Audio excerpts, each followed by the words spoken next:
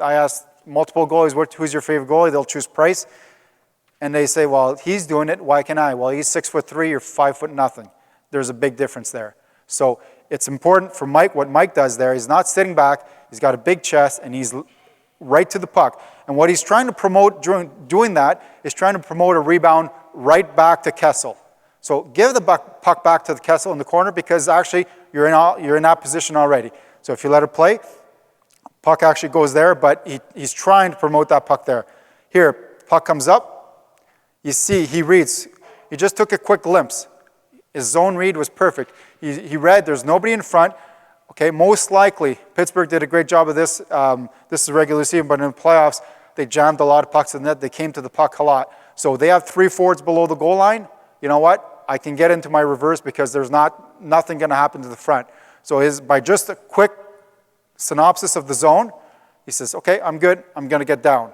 If there was somebody in a slot, I would want, if there's somebody between Pyatt and Hoffman right at that near hash, he'd be staying up at his feet because most likely the pass is going to come up. But in this position, go ahead. Bad angle play, he's down. Now once the puck comes up, now he's back to his feet. In his reverse right there, notice the stick. I forget that Crosby is pretty good. Okay, if Crosby wants to take it to the front, Mike's got his stick right there to meet him. As I said, he wants to jam you, you jam him. Okay, he stays, stop it right there. To me, that irks me. When a goalie, I know the puck is in that zone where I said, yeah, you can be down. But at some point, you're not playing on your knees, you're playing on your feet. So in that situation, I would have told Mike, hey, back to your feet as quick as possible. Don't stay down on your knees. Don't play the game on your knees. Your game is played on your edges. Get back to your edges as quick as possible. Go ahead. Okay, again, good seal right here, all right? He's leaning in front of the post. And sometimes goalies have a tendency is that they lean inside. When you lean inside, you create some openings. What Mike is doing is leaning to the puck, so now his stick is very active. Now he can really promote himself to try and control the rebound. And notice his glove. His glove is very active. It's not sitting back on his pants right here and waiting for something. His glove is active because if his glove is like this and the pass comes out, he's already leading with his glove to the play. So you got to always as a goalie, you got to read your zone. You got to be ready. You're thinking shot first at all times, but you got to be ready to do that play that's coming up. Go ahead. Right, Craig again. Right, if you see here, stop it right there. You can't. There's no better angle. I wish there was on this play, but his toe. This is in the playoffs again. His toe is inside the post, and what that does, if you see, there's nothing there. There's no openings right below the blocker. So by adjusting his toe, he made sure that there was no holes in that position. All right, Mike reaching too much. Stop it right there. Notice where. Go ahead. Pause right here. Notice where his stick is. It's right on the goal line. So if this player decides to jam, his stick is right there. But he's got a good athletic position. He can go ahead. He can go push post to post in his lean, and he's got a good position. All right, how to practice. So you'll see, you can just let these clips run. There's 4 different, this is with Mike. He's always moving side to side, and he's always got a little movement where he's working into his lean. And you see his glove, he's always upright to the puck and moving towards the puck. Here, so he went post to post at first, now he's going up, post to post. Can you reverse that for a sec? Just go back. We're practicing a post play. We're practicing the reverse. But notice Mike, what he does before the reverse happens. He's actually looking, transitioning as if there's a screen in front, trying to find the puck, scanning his zone, and then he goes down. What we've done is that I always like to put a puck as a visual, but now he's going slide to the post. But what we're trying to do is, static situations for goaltending is not, you don't want to practice this too much. But when it comes to proper details, you do. You actually want to make sure as it's me and the goalie on the ice, and we're practicing those details. So now on that play, we're trying a little blocker. They'll see how it looked, a little blocker with a little higher up instead of being on the ice. So same thing on this side. All he's doing is just transitioning. So now, same exact things that we did. We did 4 scenarios on the other side. He's practicing these scenarios on this side. So static plays, you don't want to do too much, but you want to do when you're practicing the details. One young goalie asked me, how do I get quicker? do I work on speed? I said, no, you work on the details. If you do the details properly every single time, you will get quicker because your details are that much better. So right now, all we're doing is we're working on those details to properly slide in the post. Okay, to properly work on sliding into the post with Mike. And we do this with Mike. We'll probably do this 3 or 4 times a week just because that's the way he likes to play. With Craig, none. Well, maybe once or twice. Okay, we adjust to each goalie. All right, here's a different way to work with the goalies on this. This is the 13-year-old kid. Go ahead. So because the reverse is sliding into the post as hard as you can and sealing, on the blocker side, you take the stick out. And all you're doing is you're picking a spot on the boards. And because you want to slide hard into the post to make sure you seal, go ahead. You practice on the boards and sealing that position. So right now, there's a couple examples of both. All you're doing is just sliding yourself right into the boards, sealing the boards, and making sure that your short side is sealing strongly. So you'll see him on the other side. There's one more here. Okay, I know there's a little hole between the blocker, but the stick would take that. But that's just a creative way to just help the goalie understand how to do it. On this side, he has the stick in hand. Now we're working on a seal from the glove side. And what Ben is doing is just he's really trying to get into the boards as quick as possible and seal that position. And get as big a chest as possible and just make sure that he's trying to seal that play. And that's just a quick look on how, just pause, yeah, okay. Just a quick look on how goalies can use different tools, because sometimes the post in practice, I know you got little pegs that are bouncing off and the net's coming off. Well, if the net's coming off because you want to practice the reverse, go to the boards. Just try, get the goalie to get in contact with the boards and get his skate in good position. All right, this is my favorite part, and I started working on this about 4 years ago, is the overlap, and it's a different way to play the puck. And I was talking to Jamie Compound earlier about the goalie's responsibility is to front the puck, first and foremost. You want to front the puck, and I call it fronting. A lot of goalie coaches in the past would call it being square to the puck. Well, that's what you want. You want to be square. You want to front the puck as much as possible. Excuse me. Your angle protection is incredible. Your lateral mobility, some people say it's not there, but I believe if you work on the transition, it's there. And the shooter's ability, you're taking the shooter's ability away. We practice, you saw Carlson. Well, if Carlson shoots on overlap on Lundqvist, he does not score because Lundqvist is staying up. Okay? We want to prevent prevention of bad angle goals.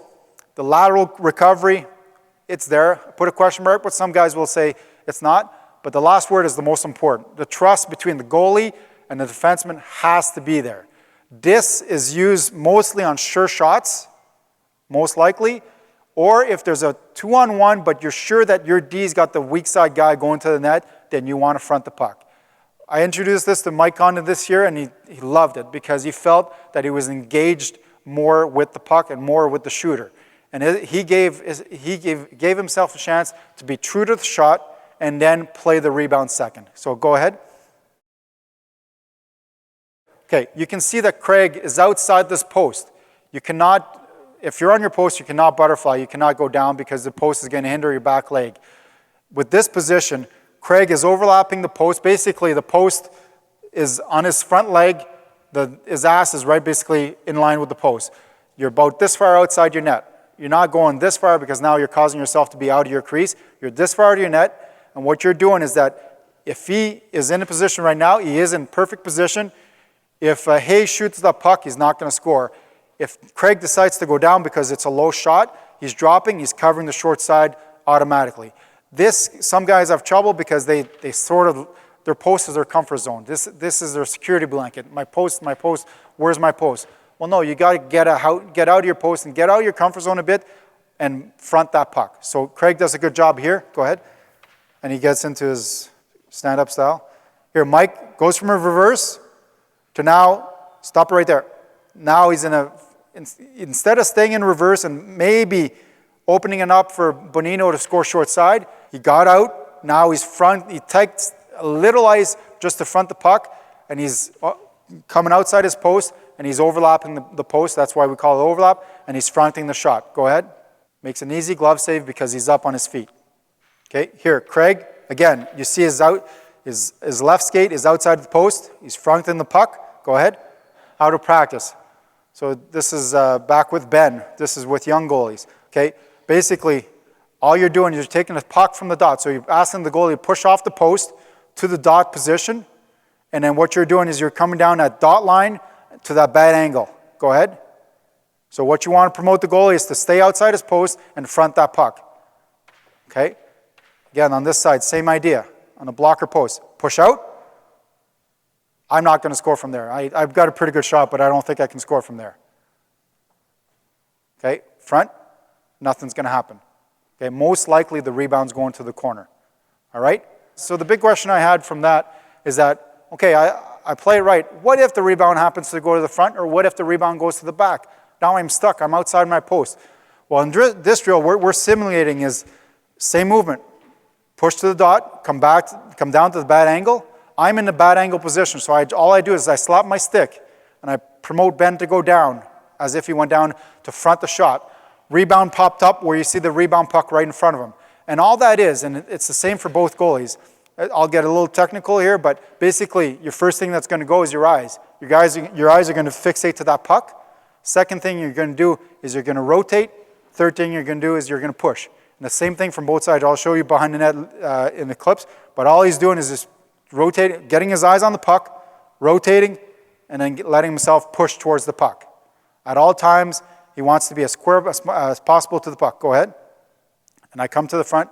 I got no room because he's promoting that way. Okay? Stop right now. The puck is behind the net. Same idea. Instead of looking to the blocker side, now I'm looking towards the back of the net. So I'm pushing my eyes this way, but I'm doing the same thing second and third. I'm rotating, and I'm pushing. We talked, okay, I'm here. The guy gets the puck behind the line. I'm stuck. I'm in dead man zone because he's going to bank it off my leg, and it's going to be a goal from behind the net, and the crazy Frenchman coach is going to yell at me again. Okay? So what you want to do is that there's two different ways. You can have your lead leg down, which is his left leg, come inside and do a reverse, but there's a second way you can do it, which actually promotes that push to the other side, is actually sealing the post with your inside leg. So go ahead.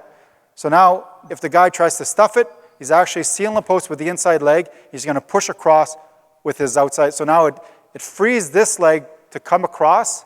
Now he's sealing the inside leg with the post, or the post with the inside leg. Now it promotes himself to push across. Go ahead. And you'll see on the other side, same idea. Different way to do it, just different thinking. Seal, push. So it frees up his outside leg to push, seals with the inside leg, and he's pushing across. Just a different idea. And his dad, stop it right there. His dad was just as every father or coach would tell me, what if he banks it off Benny's ass? It's going to go in. If the guy does that, then you know what? Good on him. That's a hell of a shot. But we're more concerned about that jam play. And by the inside leg sealing that post, there's not going to be a jam play. If the guy can do that, and I'm sure, hey, Sidney Crosby could do that. I'm sure it's going to happen once in a while. But, we want to promote that push. And that guy's flying across. He's picking up that post and trying to jam. You're trying to get to the other post. One thing Benny did not do that was as good is his eyes didn't pick up that puck as good.